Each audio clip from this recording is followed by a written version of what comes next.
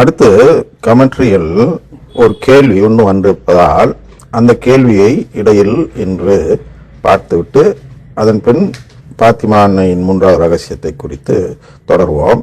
இந்த கேள்வி எதிலிருந்து வந்திருக்கிறது என்றால், அந்த நூல் சிலுவை நற்செய்தி என்றால் என்ன என்ற அந்த நூல் குறித்து சொல்லியிருக்கிறேன் அல்லவா. அதுல 46வது கேள்வி, ஆண்டவர் இயேசு எத்தனை திருச்சபையை தொடங்கியுள்ளார் என்ற ஒரு கேள்வி இருக்கிறது. அதாவது மறைக்கல்வி நூலில் ஒரு கேள்வி இருக்கிறது. அதற்கு சிலுவை நற்செய்தியின் அடிப்படையில் எப்படி புரிந்து கொள்வது, எப்படி இதற்கு பதில் சொல்வது என்று அந்த நூலில் எழுதியுள்ளது. அந்த நூலை வாசித்து பார்த்த ஒரு நபர், அவர்கள் அதை வாசித்த பின் அவர்கள் வரக்கூடிய சந்தேகத்தை கேட்கிறார்கள். அதனால் அவர்கள் என்ன கேட்கிறார்கள் என்று இப்பொழுது நான் உங்களுக்கு வாசித்து காட்டுகிறேன். ஆண்டவர் இயேசு கத்தோலிக் என்கிற ஒரே திருச்சபையை தொடங்கினார் என்பது முழு மனதுடன் அனைவரும் ஏற்றுக்கொள்ளக்கூடிய ஒன்று. ஆனால் மற்ற, அதாவது பிற சபை மக்களை எப்படி நம்மில், அதாவது ஆண்டவர் இயேசுவிடம் சிலுவை நற்செய்தியிடம் சேர்ப்பது அப்படின்னு கேள்வி கேட்டிருக்காங்க. இதுதான் நம் கத்தோலிக்க திருச்சபையில் அனைவருடைய மனதிலும், அனைவர் அப்படின்னா 100% உள்ள ஒவ்வொரு மனிதனிடமும் இந்த ஏக்கமும் தாகமும் எல்லாம் இருக்கிறது. இன்னும் சொல்ல போனால் இயேசு கூட அதை சொல்கிறார் அல்லவா, ஒரே மந்தையும் ஒரே மேய்ப்பனும் என்ற நிலை வர வேண்டும் என்று இயேசு கூட வேண்டுகிறார்.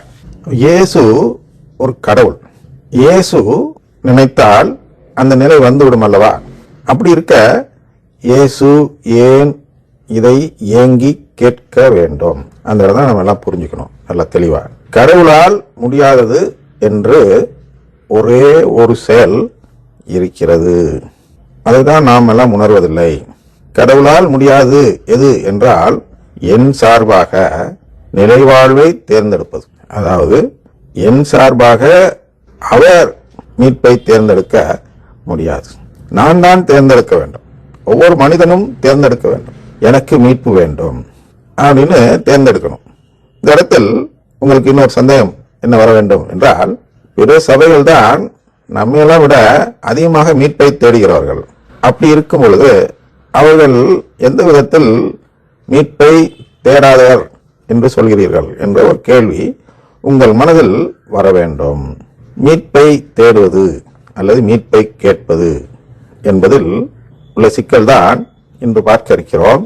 அதாவது சிலுவை நற்செய்தியின் அடிப்படையில் மீட்பை கேட்பது, வளமை நற்செய்தியின் அடிப்படையில் மீட்பை கேட்பது. அந்த நூல், சொல்லப்படும் நூல், அதில் இது குறித்து 2 படங்கள் கொடுக்கப்பட்டுள்ளன. அது உங்களுக்கும் காட்டப்படும். அதுல ஒரு படம், அதாவது 2மே மீட்பை குறித்த படம். ஆனால் ஒரு படத்தில் சொர்க்க வாயில் காட்டப்பட்டிருக்கும், இன்னொரு படத்தில் கடவுள் ஒரு நபரை, ஒரு மனிதனை தத்தெடுக்கும் படம் காட்டப்பட்டிருக்கும். இப்ப இதுல எது சிலுவை நற்செய்தி என்றால், கடவுள் ஒரு நபரை கைப்பிடித்து தன் குடும்பத்தில் சேர்க்கும் அந்த சடங்கு தான் சிலுவை நற்செய்தி அடிப்படையில் மீட்பு என்று கருதப்படுகிறது.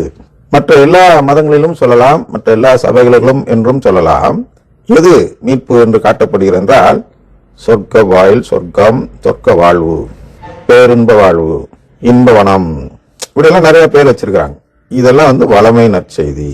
இது புரிந்த பிறகு உங்களுக்கு என்ன தெரிய வேண்டும் என்றால், வளமை நற்செய்தியை நம்புகிறவர்கள் அந்த மீட்பை கேட்கிறார்கள்.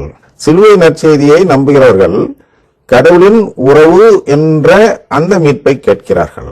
இதுதான் இங்கே நடந்து கொண்டிருக்கிறது. மனிதர் முன் வாழ்வும் சாவும் வைக்கப்பட்டு அதில் எதை அவன் விரும்புகிறானோ அதுவே அவனுக்கு கொடுக்கப்படும் என்று சீராக் 15வது அதிகாரத்தில் 14 முதல் 17 வரை வாசித்தீர்கள் என்றால் அதில் அந்த உண்மை புரியும். நாம் எதை தேர்ந்தெடுக்கிறோமோ அதைதான் நமக்கு கடவுள் கொடுக்கிறார். அதான் விருப்புரிமை என்று சொல்கிறார். நமக்கு ஒரு விருப்புரிமை கொடுக்கிறார். விருப்பம், அதாவது தேர்ந்தெடுப்பதற்கு ஒரு உரிமை தருகிறார். இந்த உரிமையை அவர் கையில் எடுத்துக்கொள்ள முடியாது. எனவே நாம் முதலில் என்ன தெரிந்து கொள்ள வேண்டும் என்றால், அந்த ஒரே திருச்சபை என்றால் என்ன?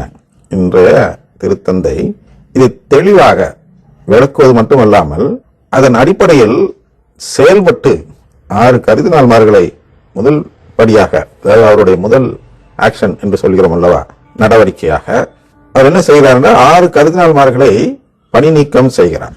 அந்த அளவுக்கு ஸ்ட்ராங்கா நம்புறார் இன்றைய திருத்தந்தை. அவர் என்ன சொல்கிறார் என்றால், மனிதனால் உருவாக்கப்பட்ட திருச்சபை என்று ஒன்று இருக்கிறது, கடவுளால் உருவாக்கப்பட்ட திருச்சபை என்று மற்றொன்று இருக்கிறது. அதுல இந்த 6 கர்தினால்மார்களும் அவரை பின்தொடர்வது போல் அவர்களுடைய செயல்களை செய்யக்கூடிய அனைத்து கத்தோலிக்கர்களும் இந்த மேன்மேட் சர்ச், மனிதனால் உருவாக்கப்பட்ட திருச்சபையை சேர்ந்தவர்கள். CCC 2779 பேரா 2779 பார்த்தோம் என்றால், இந்த மேன்மேட் சர்ச் உருவாக்குகிறவர்கள் யார் என்று கூறப்படுகிறது. என்ன கூறப்படுகிறது என்றால், தந்தையாகிய கடவுள் அப்படிங்கிற அந்த தலைப்புல தான் அந்த பேரா எழுதப்பட்டிருக்கிறது. உன்னதத்தில் இருக்கின்ற எங்கள் தந்தையே என்ற அந்த இடத்திற்கு விளக்கம் தந்து வரும்பொழுது அது எழுதப்படுகிறது. அதுல என்ன சொல்லப்படுகிறது என்றால், கடவுளை தந்தை என்று பார்க்காமல் வேறு எப்படி அந்த இடத்தில் கடவுளை கொண்டு வந்து ஒருவர் திணித்தாலும், சொந்த கருத்தை திணித்தாலும், அதாவது கடவுளை தந்தையாக பார்க்க வேண்டும் என்பது திருச்சபை நமக்கு சொல்லித்தரும் ஒரு நம்பிக்கை. அந்த தந்தையை இப்படி பார்க்காமல் வேறு எந்த விதத்தில் பார்த்தாலும் கடவுளை நாம் உருவ வழிபாடு செய்யக்கூடிய நபராக மாறிவிடுகிறோம், அல்லது உருவ வழிபாடை தூண்டக்கூடிய நபராக மாறிவிடுகிறோம். அது அதை விட பெரிய பாவம். சிலை வழிபாடு செய்வதை விட சிலை வழிபாடு செய்ய வைக்கிறார்கள் அல்லவா, அவர்கள் அதை விட பெரிய பாவம் செய்கிறார்கள் கடவுளுக்கு எதிராக. அதுதான் சிலை வழிபாடு. எது? கருத்தை மாற்றுவது. சிலை வைத்து வழிபடுவது சிலை வழிபாடு அல்ல. இந்த கருத்தை மாற்றி அமைத்து செயல்படும் போது பலர் அதுக்கு சிலை வைக்கிறார்கள். ஒரு கண்ணுக்குட்டி செய்யறாங்க, ஆட்டுக்குட்டி செய்யறாங்க, ஏதோ ஒரு உருவத்தை கடவுள் எதிர்பார்க்காத சொல்லாத ஒரு கருத்தை, அதாவது கடவுளை தந்தையாக பார்க்காத வழிபாட்டை ஒருவர் உருவாக்கினால் அது சிலை வழிபாடு என்ற பிரிவில் விண்ணகத்தில் பார்க்கப்படுகிறது. மண்ணகத்தில் நீங்க அகராதி பொருளை பார்ப்பீர்கள், விண்ணகத்தில் மீட்பின் பொருளை தான் பார்ப்பார். மீட்பு கேட்கிறானா இல்லையா, அவ்வளவுதான் அங்க பொருள். அப்ப நான் கேட்டால் எங்க வருகிறேன்? சிலுவை நற்செய்தியை ஏற்றுக்கொண்ட, அதாவது கடவுளை தந்தையாக ஏற்றுக்கொண்ட ஒரு நபராக வருகிறேன்.